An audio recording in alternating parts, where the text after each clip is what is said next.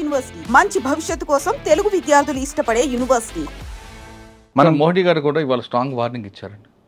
ఖచ్చితంగా 27 మంది ప్రాణాలు తీసుకున్న అందరినీ వదిలిపెట్టు మట్టిలో కలుపుతాం అంటారు. అంతేకాకుండా మనకి వాళ్ళకున్న అగ్రిమెంట్స్ అన్నీ కూడా క్లోజ్ చేశారు. వాటర్ ఇష్యూ కానీ లేదా సరే బోర్డర్ ఇష్యూస్ కూడా క్లోజ్ చేశారు. అటువంటి వాటి వల్ల వాళ్ళకి ఏమైనా ఇబ్బంది వస్తుంది అంటారా? చూడండి, నేను పంజాబ్లో కూడా పోస్టింగ్లో ఉన్నప్పుడు నేను సత్లజ్ రివర్ మీద చాలా పనిచేశాను. సో ఇండస్ వాటర్ ట్రీటీ ఏంటి అంటే ఈస్టర్న్ రివర్స్ ఏవైతే ఉన్నాయో 3 రివర్స్ వాటిని మెయిన్గా పాకిస్తాన్ యూస్ కోసం, వెస్టర్న్ రివర్స్ ఏవైతే ఉన్నాయో 3 అవి ఇండియన్ యూస్ కోసం అనేది అది ట్రీటీ జరిగింది. వరల్డ్ బ్యాంక్ ఈ ట్రీటీని కుదిర్చింది యాక్చువల్గా. సో ఇప్పుడు మనకు అడ్వాంటేజ్ ఏంటి అంటే ఈ ఇండస్ వాటర్ ట్రీటీ మనం బంద్ చేయడం వల్ల మనకున్న పెద్ద అడ్వాంటేజ్ ఏంటి అంటే పాకిస్తాన్లో ఏదైతే అగ్రికల్చర్ జరుగుతుందో అగ్రికల్చర్ మొత్తం ఈ రివర్స్ మీద ఆధారపడే జరుగుతుంది. సింధు, ఇండస్, రావి, రావి, ఇంకొక రివర్ ఏదో 3 రివర్స్, హిమాచల్ ప్రదేశ్, బియాస్, హిమాచల్ నుంచి ఏవైతే ఉన్నాయో ఇవన్నీ కొన్ని టిబెత్లో ఆరిజిన్ అవుతాయి, కొన్ని హిమాచల్లో ఆరిజినేట్ అవుతాయి. జనరల్లీ హిమాలయాస్లో ఆరిజినేట్ అయ్యే రివర్స్ అన్ని అరేబియన్ సీలో కలవడానికి మన ఇండియా నుంచి పాకిస్తాన్ మీదుగా వెళ్ళి అరేబియన్ సీలో కలుస్తాయి. సో కొన్ని ఇండియాలో నుంచి వెళ్ళి అరేబియన్ సీలో కలుస్తాయి. వాటి కంట్రోల్ కంప్లీట్గా మన దగ్గర ఉంది. కొన్ని రివర్స్ ఏంటంటే ఇండియా నుంచి వెళ్ళి పాకిస్తాన్లోకి ఎంటర్ అయ్యి ఆ తర్వాత అరేబియన్ సీలో కలుస్తాయి. ఈ ఏ రివర్స్ అయితే ఇండియాలో ఎంటర్ అయ్యి తర్వాత పాకిస్తాన్లోకి ఎంటర్ అవుతాయో దాని కంట్రోల్ మన దగ్గర మనం పెట్టుకోవచ్చు. ఇండస్ వాటర్ ట్రీటీ వల్ల మనం పెట్టుకోవట్లేదు, కానీ ఒకవేళ మనం ఇండస్ వాటర్ ట్రీటీని ఇప్పుడు నల్ అండ్ వాయిడ్ చేసిన తర్వాత అక్కడ అగ్రికల్చర్ ఏదైతే ఉందో దాన్ని మొత్తాన్ని దానికి డిసైడింగ్ ఫ్యాక్టర్ ఇది అవుతుంది. ఇప్పుడు మీరు అక్కడ అగ్రికల్చర్ జరగాలి అని మీరు అనుకుంటే, ఇండియా అనుకుంటే పాకిస్తాన్లో అగ్రికల్చర్ జరగాలి అని అప్పుడే అవుతుంది. ఒకవేళ ఇండియా అక్కడ కరువు రావాలి అని అనుకుంటే ఇక్కడ ఉన్న వాటర్ని మనం బ్లాక్ చేస్తాం. దానివల్ల వాళ్ళు అగ్రికల్చర్ సరిగ్గా చేసుకోలేరు. And at the same time ఎప్పుడైతే ఏదైనా వార్ లాంటి సిచ్యువేషన్ వచ్చిందనుకోండి, కొన్నిసార్లు మీరు ఏరియా మొత్తాన్ని ఫ్లడ్డింగ్ చేయాల్సి వస్తుంది. వాళ్ళ ఎక్విప్మెంట్ ఏవి ముందుకు రాకుండా, వాళ్ళ సోల్జర్స్ ముందుకు రాకుండా ఏరియా మొత్తాన్ని వాటర్లో ఫ్లడ్డింగ్ చేయాలన్నా కానీ అప్పుడు ఈ రివర్స్ మనకి యూజ్ అవుతాయి. సో ఓవరాల్గా ఇక మీద నుంచి పాకిస్తాన్లో నీళ్లకు సంబంధించి ఏ ఇబ్బంది వచ్చినా కానీ అది ఇండియా వల్లే. అంటే ఇప్పుడు అగ్రిమెంట్ ఆపారు కాబట్టి పాకిస్తాన్లో ఖచ్చితంగా కరువు ఉంటుంది అంటారు. ఖచ్చితంగా. అంటే పబ్లిక్ అక్కడ సఫర్ అవుతుంది. మన పబ్లిక్ సఫర్ అయింది కదండి. It's not the army who has suffered this time. ఇప్పుడు మీరు ఆర్మీ టు ఆర్మీ పెట్టుకున్నారు, లేకపోతే మీరు టెర్రరిస్ట్ పంపించారు, ఆర్మీ టెర్రరిస్ట్తో ఫైట్ చేస్తుంది, లేకపోతే అది వేరే విషయం. పబ్లిక్ మీదకి వచ్చాడు. పబ్లిక్ని మీరు టచ్ చేయకూడదు, నో మ్యాటర్ వాట్. ఒక కంట్రీ మొత్తానికి ఆర్మీ కానీ పోలీస్ కానీ ఇవన్నీ సెక్యూరిటీ ఏజెన్సీస్ ఎందుకున్నాయి అంటే పబ్లిక్ని టచ్ అవ్వకుండా మేము చూసుకునేలాగున్నాయి.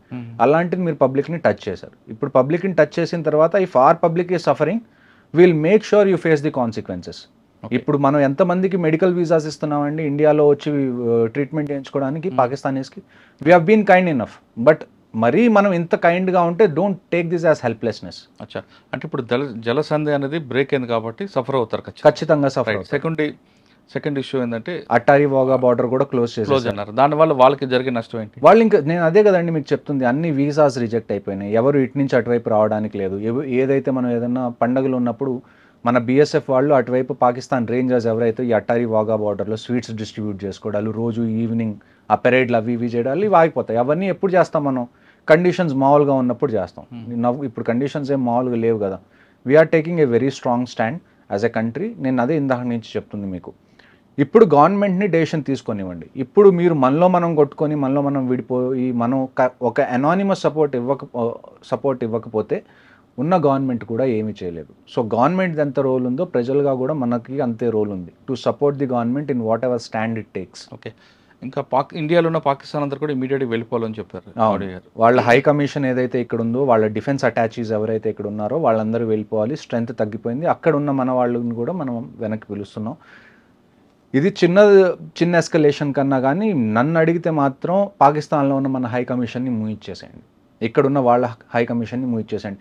మనకి ఇవాళ ఏం అవసరం ఉంది చెప్పండి పాకిస్తాన్తో మనం సంబంధం పెట్టుకోవడానికి? మనం ఏమన్నా వాళ్ళ దగ్గర నుంచి ట్రేడ్ చేస్తున్నాం, అక్కడి నుంచి మనకి ఏమన్నా ఇంపార్టెంట్ విషయాలు ఏమన్నా కావాలా? అంటే ఇంపార్టెంట్ ఇంపోర్ట్స్ ఏమన్నా కావాలా? ఏమీ లేదు. మనకు లేకపోతే ఇన్ఫ్యాక్ట్ పాకిస్తాన్ అనేది సర్వైవ్ అవ్వడం కష్టం. వాళ్ళు లేకపోయినా ఉన్నా కానీ you know how India is. మనం ఎంత ప్రాస్పర్ అవుతున్నాం, మనం ఎంత పని చేస్తున్నాం, మనల్ని మనం ఎంత ఇంప్రూవ్ చేసుకోవడానికి ట్రై చేస్తున్నాం, మనందరికీ తెలిసిన విషయం. ఓకే, సార్ ఇప్పుడు పాకిస్తాన్ ఇమీడియట్గా వేకెట్ చేయమని చెప్పారు మోడీ 1 వీక్లో. కానీ ఇక్కడ కొంతమంది మీరు చెప్తున్నట్టుగా హెల్త్ ఇష్యూ లేదు ఇంకో రకంగా వచ్చి ఉన్నారు. విశాఖపట్నం ఆ ప్రాంతాలు పిల్లలు కూడా చదువుకున్నారు యూనివర్సిటీలో. వాళ్ళందరూ వెళ్ళిపోతే వాళ్ళకు కూడా ఇబ్బంది కదా. అంటే వాళ్ళు చేసే పనికి నేను ఇదే మీకు చెప్తుంది ఇందాకటి నుంచి, ఇబ్బంది కదా. వై ఆర్ యూ అంటే మీరేమన్నా అది తీసుకున్నారా రెస్పాన్సిబిలిటీ? పాకిస్తాన్లో ఎవరన్నా ఇబ్బంది పడితే అది నా ఇబ్బంది అని చెప్పి మన రెస్పాన్సిబిలిటీ ఎందుకు తీసుకున్నాం? ఒకవైపు వాళ్ళ గవర్నమెంట్ అంతా ఇది చేస్తుంది, మరి మనం ఎందుకు వాళ్ళు ఏమైపోతారో అనుభూతి చూపించగలదంట. ఎందుకు అంత మెచ్యూరిటీ ఎందుకు? 75 ఏళ్ళ నుంచి మీకు ప్రతిసారి ఇలాగ ఏదో ఒకటి జరుగుతుంది, మీరు 2 రోజులు గట్టిగా అరుస్తారు, ఆ తర్వాత మళ్ళీ మనకి పాకిస్తాన్ ఇండియా క్రికెట్ మ్యాచ్ కావాలి అంటారు. ఇలాగైతే కుదరదు కదా. జరిగినప్పుడు మనం క్యాండిల్ ర్యాలీ తీస్తాం, ఆ తర్వాత మళ్ళీ పాకిస్తాన్. అంతెందుకు మన హైదరాబాద్లో రీసెంట్గా పాకిస్తాన్ వచ్చి ఇక్కడ ఆడినప్పుడు మీరు చూసారు ఎయిర్పోర్ట్లో ఎలాగంటి క్రౌడ్. నేను ఎప్పటి నుంచో చెప్తాను, నన్ను అంటారు చాలామంది, మీరు ఆర్టిస్ట్ని ఎందుకు ఇంక్లూడ్ చేస్తారు, క్రికెటర్స్ని ఎందుకు ఇంక్లూడ్ చేస్తారు అంటే ఇదేంటి, ఇది మా ఆర్మీదో లేకపోతే నేవీదో ఎయిర్ ఫోర్స్దో సొంత గొడవ ఇది? మా ఇంట్లో వాళ్ళని ఏమన్నా టార్గెట్ చేసినందుకు మేము అక్కడికి వెళ్ళామా? లేదు కదా. It is not just our responsibility to support this country, it's responsibility of every individual of this country to support. Okay, అప్పుడే కదా. ఇప్పుడు మీరు ఒక వైపు నుంచి అక్కడి నుంచి ఆర్టిస్ట్ని పిలుస్తున్నారు, వాళ్ళతో మూవీస్ చేస్తున్నారు, వాళ్ళకి డబ్బులు ఇస్తున్నారు, లేకపోతే అక్కడి నుంచి మీరు క్రికెటర్స్ని పిలుస్తున్నారు, వాళ్ళని ఎంకరేజ్ చేస్తున్నారు. ఒకప్పుడు ఎప్పుడైతే యుఎస్కి రష్యాకి గొడవ ఉన్నప్పుడు, కోల్డ్ వార్ ఎప్పుడైతే జరుగుతున్నప్పుడు, ఒక్కొక్క కంట్రీ రెండో కంట్రీలో అంటే యుఎస్లో ఎప్పుడైతే ఒలింపిక్స్ జరిగినాయో రష్యా దాన్ని బాయ్కాట్ చేసింది, రష్యాలో ఎక్కడైతే ఒలింపిక్స్ జరిగినాయో యుఎస్ దాన్ని బాయ్కాట్ చేసింది. జస్ట్ యుఎస్ అండ్ రష్యా కాదు, వీళ్ళ సపోర్టింగ్ కంట్రీస్ ఏవైతే ఉన్నాయో అవి కూడా బాయ్కాట్ చేసింది అటెండ్ అవ్వడానికి. అంత పెద్ద ఒలింపిక్స్నే జనాలు బాయ్కాట్ చేస్తున్నారు వాళ్ళ కంట్రీ మీదకి ఏమన్నా వస్తే. మీరు ఆఫ్టర్ ఆల్ ఛాంపియన్స్ ట్రోఫీ కోసం ఏడుస్తున్నారు. అంటే మీరు చెప్తుంది అక్కడ కంట్రీలో ఉన్న వాళ్ళ ప్రతి సిటిజన్ కమిట్మెంట్ ఉంది, మన దగ్గర కమిట్మెంట్ మన దగ్గర కూడా ఉందండి. మీరు ఇప్పుడు వాళ్ళ సొసైటీలో చూసుకుంటే 90% of the people support what ever the government is going to do. Correct. కానీ ఆ 90% వాళ్ళు వచ్చి బయటికి మాట్లాడలేని పరిస్థితి.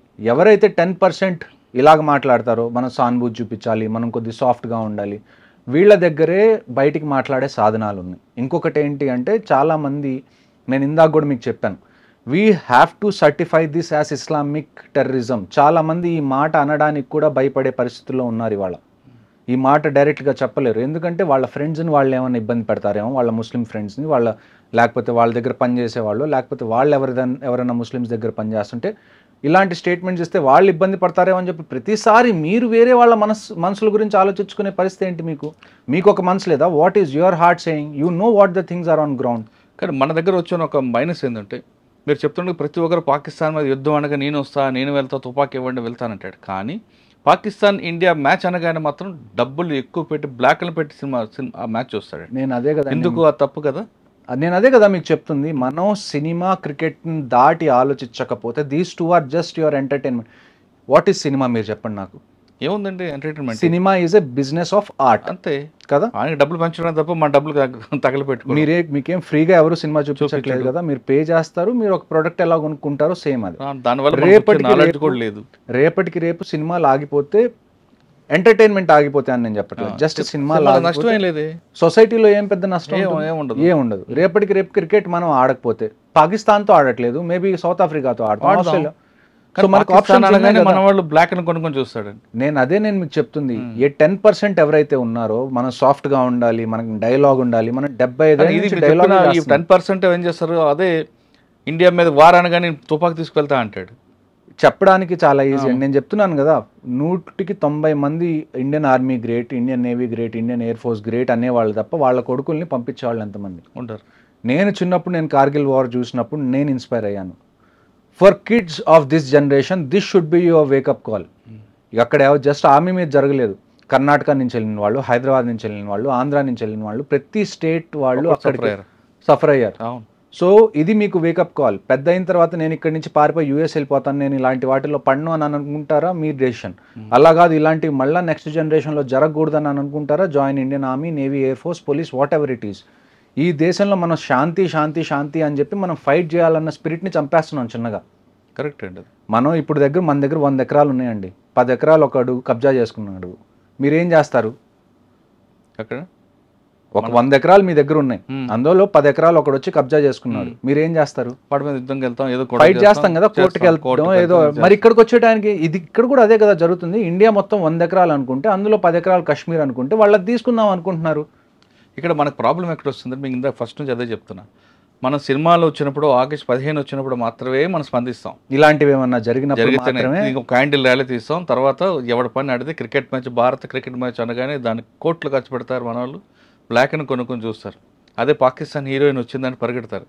కానీ అసలు ఇవన్నీ ఆగాలండి, ఇవన్నీ ఖచ్చితంగా ఆపాలి. మీరు ఎన్ని రోజు ప్రతి దానికి కాన్సిక్వెన్సెస్ అనేది ఒకటి ఉండాలి. మీరు తప్పు చేశారా, దానికి ఒక కాన్సిక్వెన్సెస్ ఉండాలి. మీరు ఒక దొంగతనం చేస్తే ఏమవుతుంది? అవును, పట్టుకొని జైల్లో వేస్తారా? అది కాన్సిక్వెన్స్. మళ్ళా చేయకుండా ఆ భయం ఉండాలి. మీరు ఆ భయం పెట్టకపోతే అలాగా. ఈ భయం మనం ఇన్ని రోజులు చేస్తున్న తప్పేంటి అంటే, మనం టెర్రరిస్ట్గా భయం పెడుతున్నాం. పాకిస్తాన్ మనం Rawalpindi, general headquarters of Pakistan army రావల్పిండిలో చేయాల్సిన ఆపరేషన్స్ మనం శ్రీనగర్లో ఎందుకు చేస్తున్నాం? You give a go ahead. నేను డైరెక్ట్గా చెప్తున్నాను ప్రైమ్ మినిస్టర్ గారికి, ఒకవేళ మీరు ఇప్పుడు వార్ జరగాలి అని మీరు అనుకున్నారా, ఎకానమీ విల్ రివైవ్ అండి. ఇండియాలో నాకు తెలిసి Indians are very hard working, we can revive our economy war జరిగిన తర్వాత కూడా. కానీ if the decision of the prime minister is that we have to go to war, I promise you, ఎంతమంది అయితే వెటరన్స్ ఆర్మీ నుంచి retire అయ్యి ఇప్పుడు మామూలుగా సివిల్ లైఫ్లో ఉన్నారో, ఐ టెల్ యూ, మాకు ఫోన్ చేయాల్సిన అవసరం కూడా లేదు. మీరు న్యూస్లో చెప్పండి, లేకపోతే టీవీ స్క్రీన్లోకి వచ్చి 8ంటికి ఎప్పుడు చెప్తారు కదా, చెప్పండి వార్ జరగబోతుంది, everybody should go to the front lines. మాకు ఫోన్లు రావాల్సిన అవసరం కూడా లేదు, మేము వెంటనే ప్యాక్ చేసుకొని మేము వెళ్ళడానికి వీఆర్ వెరీ రెడీ. కానీ ఒక డెసిషన్ తీసుకోండి, stick to it, and this time the solution has to be permanent. ఇలా పిఓకే మనది అంటున్నాం, బలూచిస్తాన్లో పాకిస్తాన్కి ఇష్యూ జరుగుతుంది, డ్యూరెంట్ లైన్ ఎక్కడైతే ఆఫ్ఘనిస్తాన్తో బార్డర్ ఉందో అక్కడ కూడా ఇష్యూ జరుగుతుంది.